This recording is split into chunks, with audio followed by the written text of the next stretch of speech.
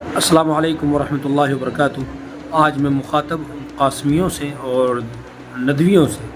मैं अभी कुछ दिन पहले लखनऊ गया हूँ। वहाँ जाकर के जो मैंने महसूस किया तो बहुत ज़रूरी समझा कि ये बात आप हज़रात के सामने रखी जाए। दरअसल दारुल उलूम देवबंद और उनकी शाखों में हम पढ़े हैं और कुछ हमारे भाई नदवा और उनकी शाखों में पढ़ते हैं।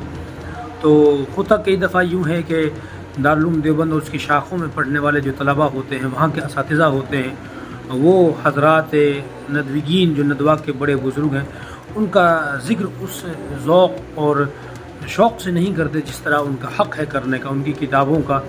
और कई बार ऐसी तस्वीर पेश की जाती है कि दारुल उलूम नदवतुल उलमा में पढ़ने वाले जो लोग हैं उनका तसव्वुफ़ से कोई ताल्लुक़ नहीं है, वो जदीदियत पसंद हैं और वो तमाम चीज़ें, उनका इल्म कमज़ोर है, उनकी दूसरी दुनिया है और वो पैंट पहनते हैं, लवर पहनते हैं, वो दाढ़ी कटाते हैं। इस तरह का एक तस्वुर पेश किया जाता है और चाहे असातिज़ा नहीं करते लेकिन अपने आप एक ज़हनियत बन जाती है और ऐसा महसूस होता है कि हमारे दरमियान में एक खला है, उनका ऐसा महसूस कराया जाता है कि उनका इल्म कमज़ोर है।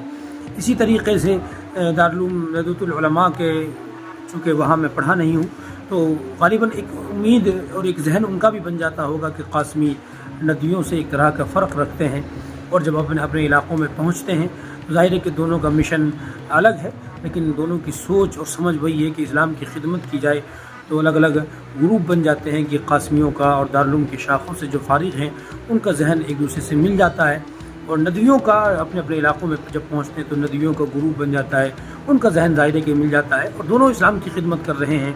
और कई दफ़ा ये बात करने की कोशिश भी की जाती है जो किसी हद तक ठीक भी है कि ज़्यादातर इमाम और मस्जिदों में, मदरसों में जो मुदर्रिसीन हैं वो दारुल उलूम और देवबंद से फ़ारिगीन या उसकी शाखों से फ़ारिगीन, ठीक है, उनका अलग ज़िंदगी है। तो मैं जब लखनऊ गया, मैं दारुल उलूम नदवतुल उलमा में दाखिल हुआ तो मेरा जहन भी वही था। अलबत्ता मुझे शौक़ जब चढ़ा दारुल उलूम नदवतुल उलमा में जाने का, मैं फ़ारिग होने से 1-2 साल पहले मुझे मेरी खुशकिस्मती थी कि मौलाना आली मियां नदवी मेरे हाथ लग गई। उनकी किताबें जब मैंने उनको पढ़ा तो मुझे लगा कि ये इनकलाबी तहरीरें ऐसी होती हैं जो कुछ कर जाने का जुनून छोड़ करके जाती हैं। और सैयद सलमान नदवी हैं, अल्लामा शिबली हैं, तो उर्दू के लिए जिन्होंने मेहनत की है, उनकी तहरीरों को लग करके देख करके लगता है कि वाकई इन लोगों ने खिदमत की है।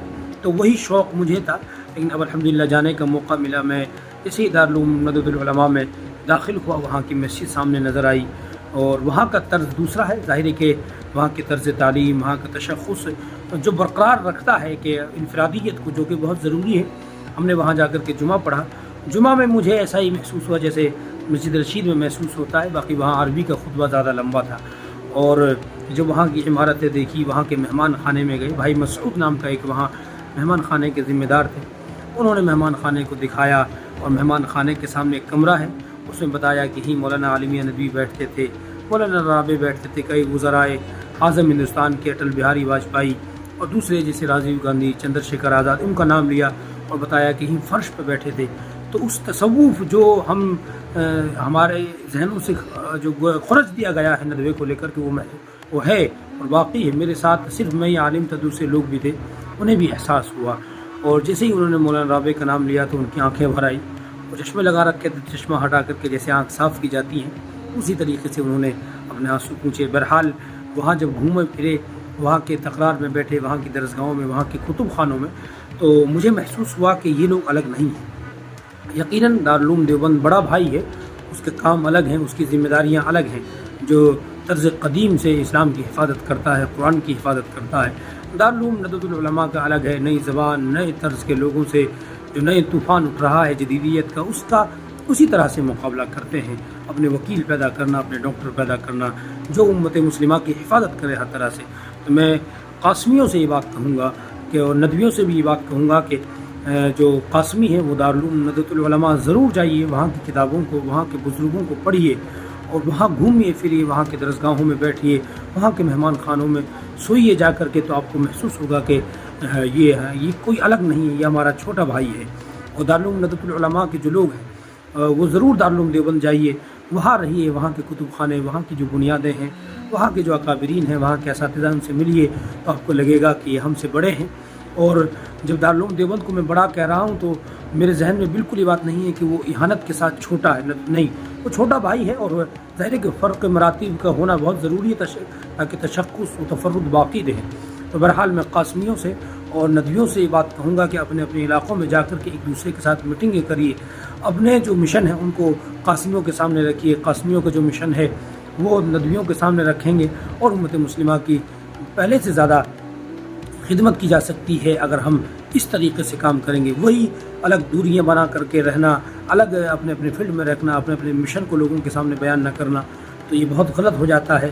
یہ اکابرین ندوہ اور اکابرین دارالعلوم دیوبند کے ساتھ میرا خیال ہے کہ انصاف نہیں ہے۔